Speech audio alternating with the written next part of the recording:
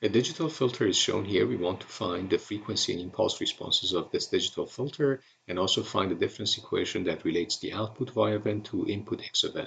As you can see, there are 3z minus 1 element, which means 3 registered, or basically 3 delay elements.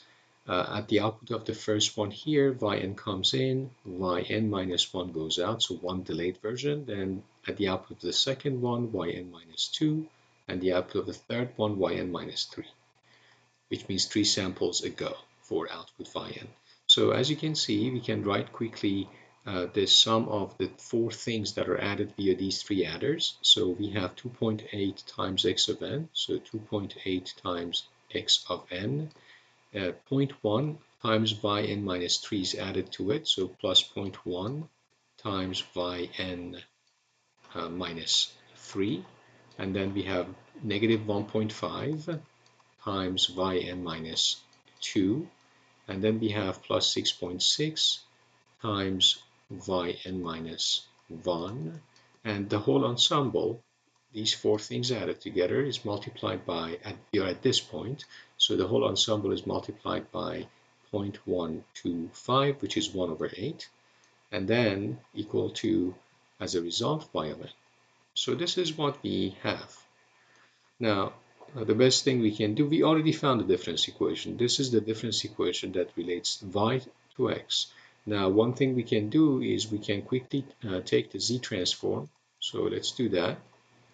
And if you do the z transform, then you have 8 times yn on one side and then the rest of it. So I'm going to do the z transform. It becomes 2.8 times x of z. That's the z transform of x of n. And let's move everything that is related to y to the other side. So as a result, we can factor out yz, and that's exactly what I'm going to do. So I'm going to factor out yz, and then we can have 8 times yn becomes 8yz. So 8 remains inside, and then we have 6.6 yn minus 1. The z transform of that becomes 6.6 z minus 1 yz. Move it to the other side. So minus 6.6 z minus 1 yz factored out. You do the same practice for the rest of them. Minus 1.5, move to the other side, become 1.5, and then z minus 2. And then we have yz factored out. And then finally 0.1 yn minus 3 becomes negative 0.1 z minus 3 because of the n minus 3, and then yz, which is factored out. So here is effectively what we found is the transfer function. So I'm going to write that transfer function here. So h of z equal to output y divided by input x in z domain equal to, okay, in numerator we have 2.8, and in denominator we have 8 minus 6.6 z minus 1 plus 1.5 z minus 2 and minus 0.1 z minus 3. Okay, so this is h of z that I was trying to find. Now, one thing we can do quickly, we found h of z. Of course, from this h of z, we can find the frequency response. But before that, let's deal with the impulse response. To find that, it's a good idea to just do the partial fraction expansion for this h of z that we found here. So if we do partial fraction expansion, then we find that actually there are 3 poles here. Those 3 poles, if you check the third order polynomial in denominator, those 3 poles are these guys. So we have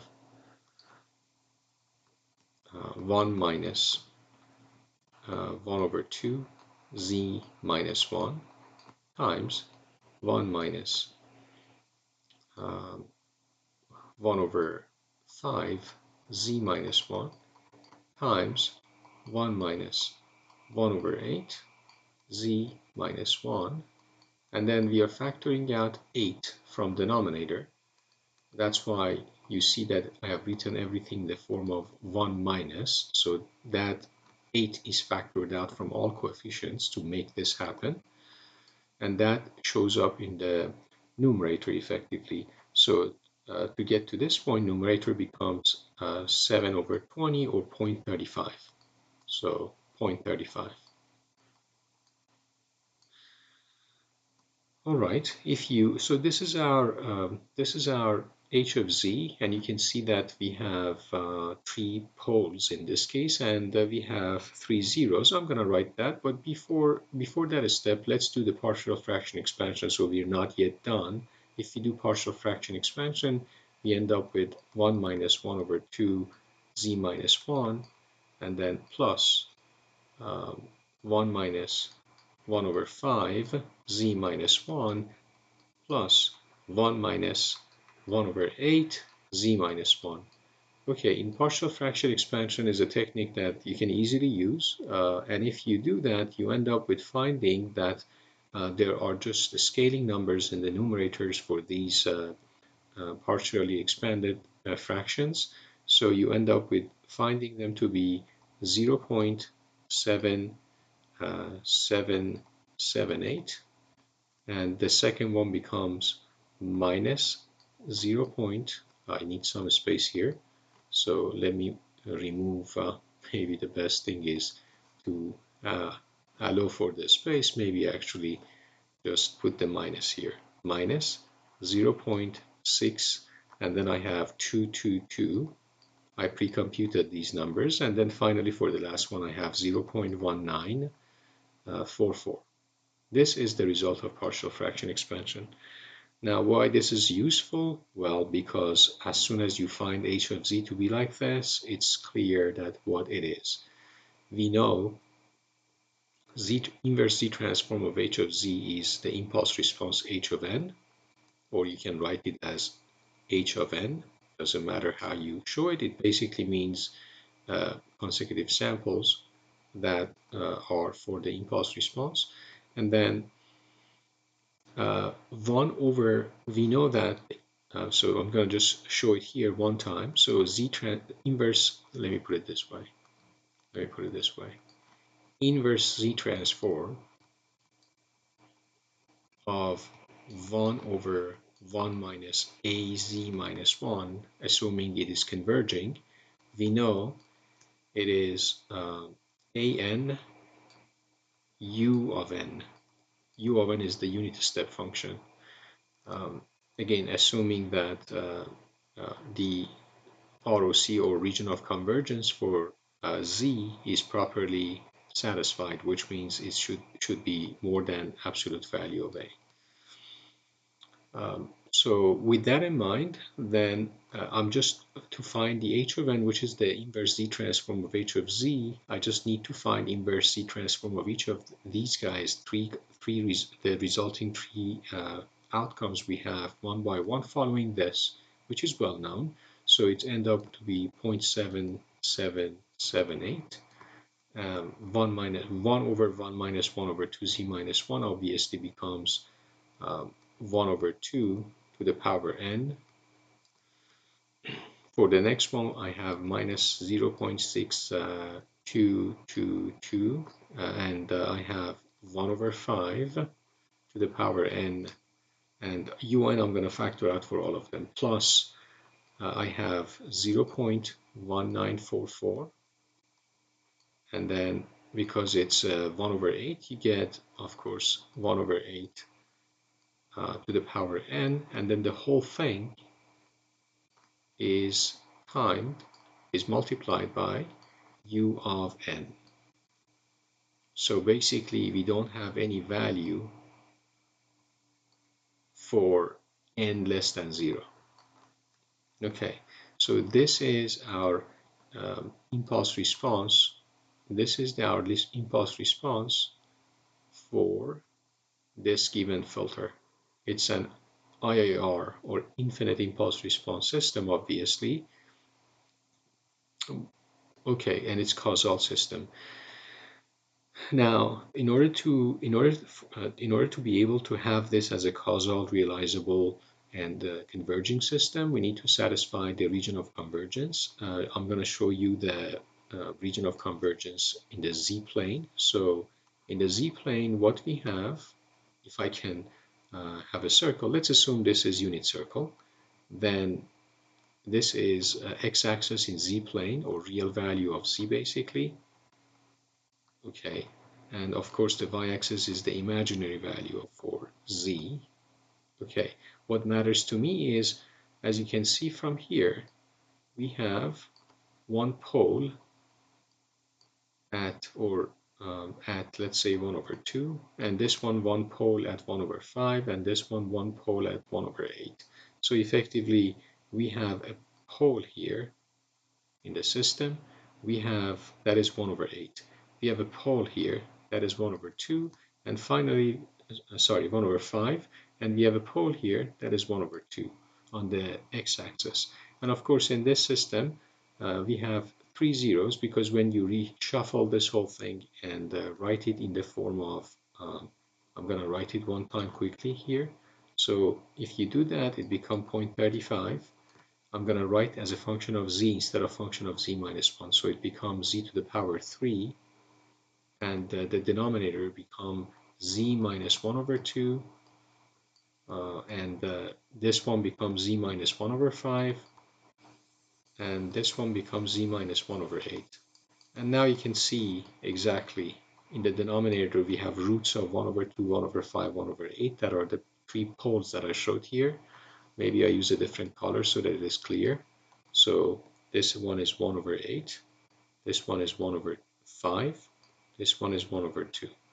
And then as you can see, we have a z to the power 3 in our numerator, which means we have three zeros. So I have to show a circle here, and I have to write 3 above this circle, indicating that there are three zeros in this system. So to be complete, I am just writing all the poles that I mentioned. So the root of this guy, or basically the root of this guy, indicate that the second pole in this system is 1 over 5. And also this one means another pole at 1 over 8, as I have shown on the z-plane. Okay, this is obviously a low-pass filter, because when we are traversing over the perimeter of the unit circle, the closest that we are, I'm going to show you a different color, the closest that we are, here, when we are at DC, because when we want to find the frequency response, what we do is we take the h of z, and we substitute z with e to the j omega. So if we do that, I take any of these ones that you want, and then let's say I take this one here that is shown. So it becomes 0.35, and then you have, let's say, or I'm going to take this one. It doesn't matter, however you want to show it. But what happens is I have e to the,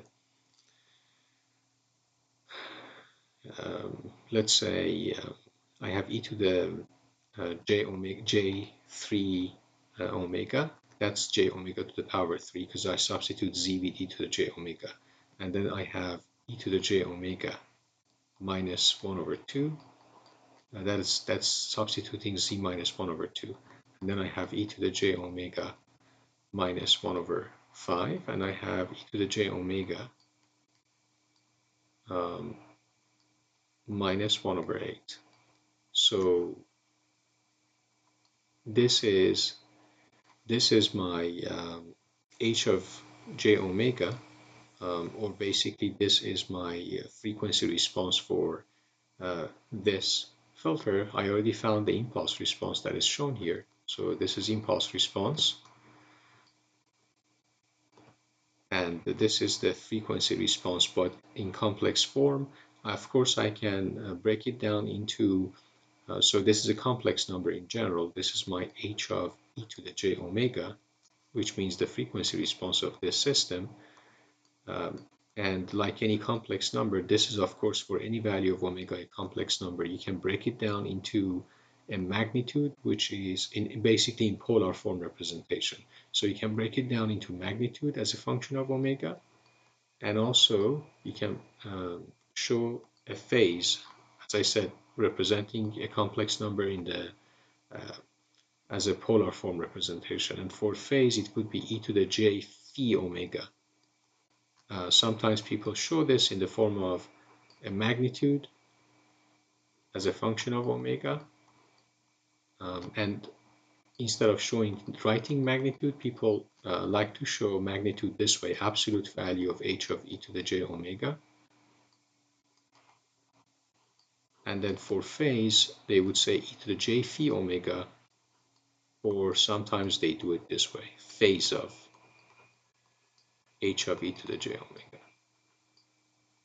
It's just the same thing, basically polar representation of the frequency response. Now, the reason I mentioned about it is e to the j omega is basically moving on the unit circle. When omega is 0, it means DC. So that's why I showed you this point that means omega 0.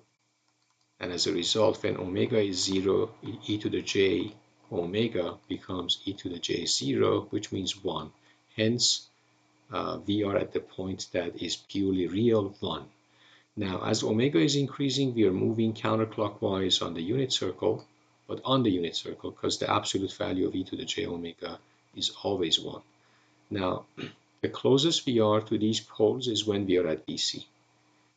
As a result, the value of the parentheses in the denominator are minimal when we are at DC. As we move on the unit circle counterclockwise, when the frequency is increasing toward, let's say, the highest possible frequency, which is half sampling rate at omega equal to pi, so at the oscillating point, then we are furthest away from all these blue crosses, which are our poles. Basically, the value of the parentheses in denominator for omega equal to pi will be maximal. So, and we will have the largest denominator, so we have the smallest value. So obviously, for the whole frequency response, when we are at DC, it has the largest value overall because denominator is the smallest. And when we move on to omega equal to pi, it has the highest denominator, so it means the overall frequency response is smallest. With that intuition in mind, I'm going to show you the result of running this in MATLAB and plotting using the freqz. So interestingly, you can see that we have the plot of magnitude in dB for frequency 0, which means DC, as I said, omega equal to 0, basically. Um, and x-axis is normalized frequency normalized to pi. So when you see 1, it means omega equal to pi. That is the meaning of this. Now, you can see that at omega equal to 0, the magnitude, basically this value, or this value, the absolute value of the frequency response is 0 dB, which means 1. So this filter has a gain of 1 for DC and low frequencies. As the frequency is increasing from DC toward higher frequency, you can see that the frequency response is now becoming an attenuating. So the gain is going down from 1 to values less than 1. And it continues, and as you can see, the lowest it will get would be at omega equal to pi, the highest digital frequency that can be represented in this circuit, which means the half of sampling rate. And at that point, you can see it's about minus 15 point, maybe 3 or 4 dB. So it is minus 15.4 maybe dB, which means you're talking about maybe 0.17. So effectively, you can say that at DC, we have at the highest frequency, this filter. So this filter is passing DC from input. So if you have a DC component in X of n, it will pass through this filter without being affected and appears at the output because of the fact that gain of DC is 1.